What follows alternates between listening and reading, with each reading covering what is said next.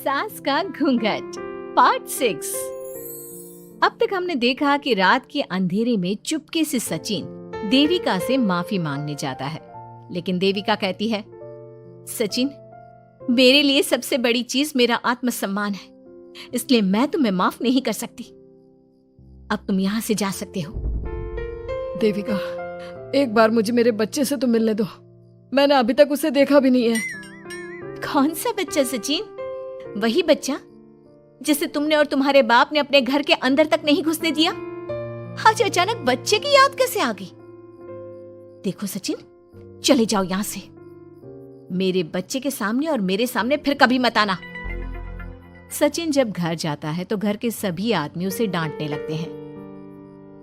इतनी रात को कहाँ गया था सचिन? देविका से माफी मांगने। तुझे शर्म नहीं आई अपनी बीवी से माफी मांगते हुए? घर की इज्जत का कुछ ख्याल है कि नहीं? लेकिन चाचा जी, आखिर अपनी ही पत्नी से माफी मांगने में कैसी शर्म? लो जी लो, नवाबजादे पूछ रहे हैं कि कैसी शर्म। अरे मुझे अभी तक यह समझ में नहीं आता कि देविका तेरी पत्नी है या तू देविका की पत्नी है। जीजा जी, पति पत्नी एक समान होते हैं और माफी मांगने से कोई छोटा बड़ा नहीं होता। काश मैंने पहले अपनी पत्नी का साथ दिया होता। आज मैं आखिरी बार आपको समझा रहा हूं कि आप सब भी अपनी पत्नियों से माफी मांग लो।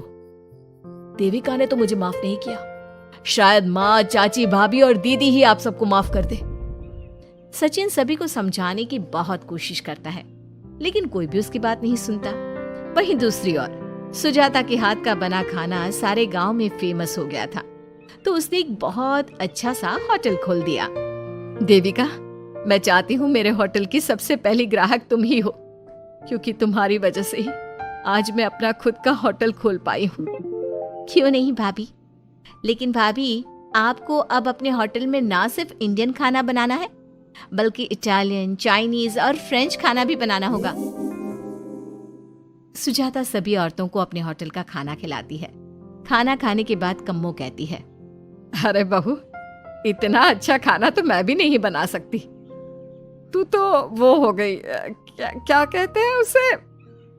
मास्टर शेफ चाची जी। हाँ, मास्टर शेफ। बहू, अब तेरा होटल चलेगा नहीं बल्कि दौड़ेगा। हाँ बहू, तूने सच में खाना बहुत स्वादिष्ट बनाया है। अब वीना बेटी, तुझे क्या करना है? अपना बुटीक कब खोलेगी? माँ, कल ही कर देती हूँ। दुकान और सिलाई मशीनों का सारा काम हो गया है और वर्कर भी आ जाएंगे। तो ठीक है, फिर अच्छे काम के लिए देर नहीं करनी चाहिए। देविका, मैं चाहती हूँ कि मेरी दुकान का इनॉग्रेशन तुम करो। आखिर तुम्हारी वजह से तो मेरा बुटीक खुल रहा है। अगले दिन वीना भी अपना बुटीक खोल लेती है। उसका बुटीक भी चलने लगता है। माँ, आजकल ना कस्टमर ज्यादा हो गए हैं। बुटीक में जो वर्कर है वो वर्कर कम पड़ रहे हैं। मुझे और वर्कर की जरूरत है। बेटी, गांव में तो तुझे कोई मिलने से रहा। अच्छे वर्कर तो शहर से ही मिलेंगे। हमें भी कुछ लोगों की जरूरत है जो हमारे बर्तन शहर ले जाकर बेच सके। देविका बहू, अब तू ही कुछ कर। ठीक है माँ जी, मैं अपने पापा से बात करती हूँ। वो अखबार में इश्तेहार दे देंगे तो कई वर्कर आ जाएंगे। कम्मो और विमला के बनाए बर्तन भी दूर दूर तक बिकने लगे। सभी औरतें देखते ही देखते बहुत फेमस हो गई। अब देविका ने गांव में अपना स्कूल भी खोल लिया। सभी गांव की लड़कियां स्कूल जाने लगी। एक दिन देविका ने सभी से कहा, माँ जी, मैंने स्कूल तो खोल लिया है और गांव की लगभग सारी लड़कियां भी आ रही हैं, लेकिन कल से आप सब भी आएंगी, गांव की सभी औरतों के साथ। देविका बहू, कैसी बात कर रही है तू? इस उम्र में हम स्कूल जाते हुए अच्छे लगेंगे क्या? माँ जी, पढ़ने की कोई उम्र नहीं होती और आप सबको मैंने कितना कुछ तो सिखा दिया है। अगर आप सब स्कूल पढ़ने आएंगी तो इससे गांव की सभी औरतों को हिम्मत मिलेगी। लेकिन बहू, अब हमें पढ़ने की क्या जरूरत? अब तो हम बूढ़े हो गए हैं। चाची जी, जरूरत है पढ़ने की, और पढ़ने की कोई उम्र नहीं होती।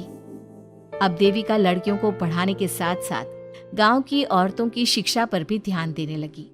कुछ दिन में घर की सभी औरतों के बारे में राज्य के बड़े बड़े मंत्रियों को पता चला और वो सीधा उनके गांव उनसे मिलने पहुंचे। देविका जी, आपकी वजह से पूरे गांव का नाम रोशन हो गया है। जगह जगह आपके घर की सभी औरतों की तारीफ हो रही है। हाँ देविका जी, आप सभी के बारे में सुनकर हम अपने आप को रोक नहीं पाए और आपसे मिलने आ गए। देविका जी, हम आपको और आपके घर की सभी औरतों को सम्मानित करना चाहते हैं और आपके स्कूल के लिए डोनेशन भी देना चाहते हैं। इस तरह मंत्री और गांव के सभी लोग देविका के साथ साथ उसके घर की सभी औरतों को प्रतीक चिन्ह देकर, फूलों की माला पहनाकर और शॉल देकर सम्मानित करते हैं। इसके अलावा देविका के स्कूल के लिए भी बहुत पैसा देते हैं। जिस पंचायत ने देविका के खिलाफ फैसला सुनाया था, उस पंचायत को अपने फैसले पर आज पछतावा हो रहा था। उधर घर के आदमियों की हालत और भी खराब हो रही है। बापू चाचा जी, अब सचिन ने आपको समझाया था कि सबसे माफी मांग लेते हैं, तब आपने हमारी बात नहीं सुनी। अब देखिए सभी का राज्य में कितना नाम हो रहा है, खुद मंत्री जी उनको सम्मानित करने आए हैं। बापू, मोहन और सचिन ठीक कह रहे हैं। हमारी हालत तो दिन पे दिन खराब होती जा रही है। ना तो हम घर का कोई काम कर पा रहे हैं और ना ही बाहर का। तुम लोग जरूरी बात सबसे आखिर में बताते हो। ये बात तुम लोग पहले भी तो बता सकते थे।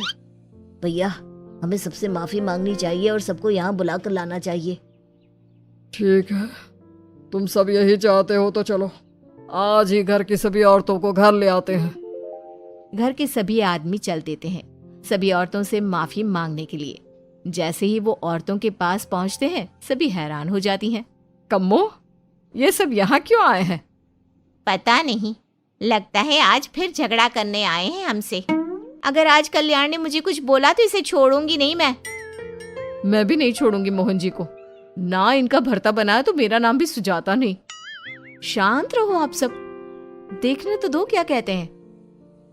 सभी आदमी अपनी अपनी पत्नियों से माफी मांगते हुए कहते हैं, कम्मो मुझे माफ कर दो, मैं तुम्हें घर ले जाने आया हूँ। तुम्हारे बिना घर बहुत सुना लगता है विमला, घर चलो। सुजाता, मैंने जो भी तुम्हारे साथ किया उसके लिए मैं बहुत शर्मिंदा हूँ। मुझे तुम्हारी और तुम्हारे हाथ के बने खाने की बहुत याद आती है। तुम मेरे साथ घर चलोगी ना? वीना, वो घर मेरा नहीं तुम्हारा है और मैं नहीं चाहता कि तुम मेरी वजह से अपना घर छोड़ दो। इसलिए अपने घर चलो और हम सबको माफ कर दो। अपने पतियों की इस तरह माफी मांगने से सभी औरतें अपने पतियों को माफ करके उनके साथ जाने को तैयार हो जाती हैं। लेकिन देविका घर आने से मना कर देती है। सभी औरतें उसे समझाती है, देविका बहू, अब घर जाने में क्या दिक्कत है? मांग तो ली सबने माफी। देख तो सचिन भी कितना शर्मिंदा है। हाँ बहू, हमारी लड़ाई तो यही थी कि ये हमसे माफी मांगकर इज्जत के साथ घर ले जाए। अब घर चलने से तेरी शादी बच सकती है।